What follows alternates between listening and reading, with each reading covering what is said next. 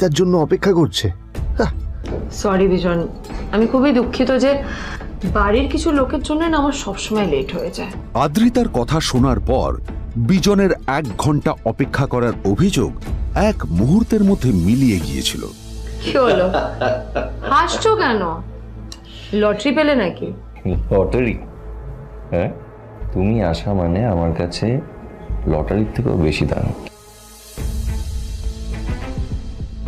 তবে তার থেকে কিঞ্চিত কম দামি একটা গিফট আমি তোমার জন্য এনেছি।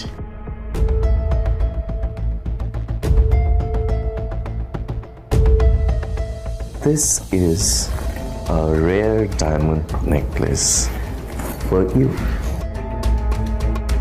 এটা আমার জন্য? সত্যি?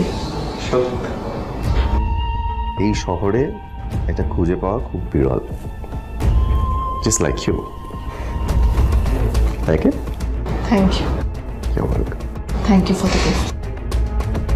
আসি তাহলে এখন।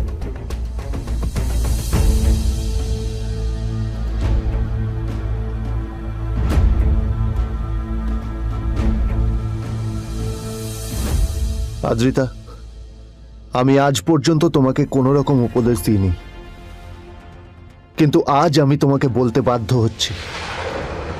এই যে এই লোকটা তোমাকে শুধুমাত্র ইমপ্রেস করার জন্য একটা নকল সস্তার হীরের গয়না দিয়ে গেছে। এরকম একটা লোকের সাথে তোমার মেশা উচিত না। ভবিষ্যতে কিন্তু তুমি বিপদে পড়বে। আদ্রিতা, আমি তোমাকে কথা দিচ্ছি, আমি তোমার জন্য আসল রেয়ার একটা হীরের গয়না এনে দেবো, এর চেয়েও দামি, এর চেয়ে অনেক অনেক বেশি দামি। তার জন্য আমাকে যাই করতে হোক না কেন, আমি তোমাকে একদিন ঠিক এনে দেবো তোমাকে। তাদের বিয়ে হয়েছে 2.5 বছর। এর মধ্যে প্রথমবার তার মনে হলো নীল তার জন্য লড়াই করছে। নীলের এই রূপটা দেখে আদ্রিতা চমকে গেল। আজ প্রথমবারের মতো আদ্রিতার মনে প্রশ্ন এলো, নীলকে নিজের থেকে দূরে সরিয়ে রেখে আমি কি কোনো ভুল করছি? না না, এটা আমি কি ভাবছি? বিজন আমার বিজনেস পার্টনার, ও আমাদের মেইন ইনভেস্টর। নীলের এই অ্যাকশনের কারণে বিজন আমার কোম্পানি থেকে ব্যাক আউট করে গেলে কি হবে? না না না না না, নীলের জন্য আমি আমার এত বছরের পরিশ্রমকে জলে দিতে পারি না। আমার নীলকে নয়, আমার বিজনকে প্রয়োজন। এইসব ভাবতে ভাবতে আদ্রিতার নীলের উপর রাগ হতে শুরু করে। আদ্রিতার রাগ তখন চরমে উঠে যায়। আজ প্রথমবার নীল আদ্রিতার সাথে খারাপ ব্যবহার করেছে। How dare you! তোমার এত বড় সাহস! হ্যাঁ, তোমাকে কে অধিকার দেয় বলো তো যে তুমি আমারই অফিসে দাঁড়িয়ে আমাকেই এতগুলো উল্টোপাল্টা কথা তুমি শোনালে? তোমাকে এখানে আনাই আমার ভুল হয়েছে, সবচেয়ে বড় ভুল হয়েছে। এবার চুপচাপ এখান থেকে বেরিয়ে যাও, right now. Get out! Neel আদ্রিতার এই কথার কোনো উত্তর দিল না। নীল জানতো যে ও যতই কথা বাড়াবে আদ্রিতা ততই বেশি রেগে যাবে। আদ্রিতা যেন তেন ভাবে নিজের রাগ চেপে ব্যাপারটা ওখানেই শেষ করার চেষ্টা করলো, কিন্তু ও তো জানতো না যে ব্যাপারটা তখন সবে শুরু হয়েছে। কি হলো, শুনতে পাচ্ছিস না? কালা নাকি? আমারই সামনে দাঁড়িয়ে আমার কেনা গিফট নিয়ে তুই মজা করলি? কত বড় সাহস রে তোর! নিজেকে তো বিক্রি করে দিলে ওরকম একটা ডায়মন্ড নেকলেস তুই কিনতে পারবি না।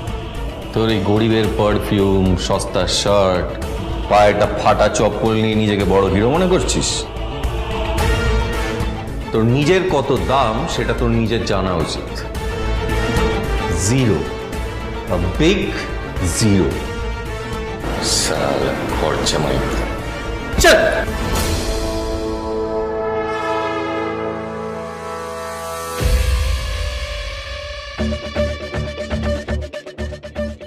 নীল তখনও ঝামেলা করার মেজাজ ছিল না, কিন্তু যখন কেউ অন্যের নীরবতা সুযোগ নিতে শুরু করে তখন কথা বলাটা প্রয়োজন।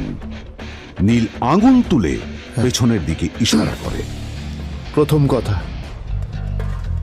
ওই যে ওখানে দাঁড়িয়ে আছে, ও আমার স্ত্রী।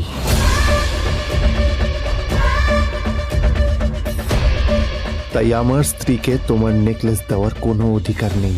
ওকে যদি নেকলেস দিতে হয় তাহলে আমি দেব। তাই এসব ফ্রডগিরি বন্ধ করো। আর দ্বিতীয় কথা,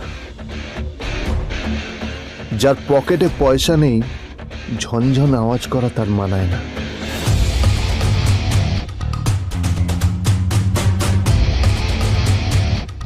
নীল বিজনকে তার সোয়াগ দেখিয়ে বেরিয়ে গেল।